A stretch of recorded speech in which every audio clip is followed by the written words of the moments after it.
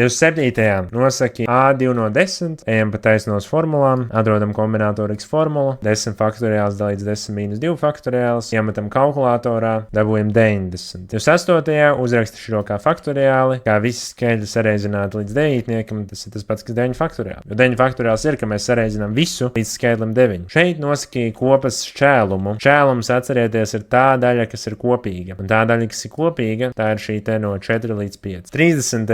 uzņēmumā strādā 13 darbinieki. Tas nozīmē, ka garantēti vismaz vienā mēnesī būs 2 darbinieku dzimšanas dienas. Jā, vismaz 2 darbiniekiem dzimšanas diena vienā tā pašā mēnesī. Tas būs pilnīgi garantēti, ja, jo mums ir 12 mēneši, un ja mums katram no 12 darbiniekiem ir katram savā mēnesī, tad 13. obligāti sakritīs ar kādu. Jā, tad varbūtība ir 1 vesels, jeb 100%. 31. korelācijas koeficients. Korelācijas koeficients bija no -1 līdz 1. Ja tas ir tuvu vieniniekam, tad tas ir augošs, stingra sakarība, un ja mums ir negatīvs, tad ir dilstoša stingra sakarība, un ja kaut kur tuvu nulē, tad ir vāja sakarība. Šeit mums ir tāda ļoti laba sakritība ap dilstošu taisni, jā, tāda skaidrs, ka koeficients būs negatīvs un tuvu -vieniniekam.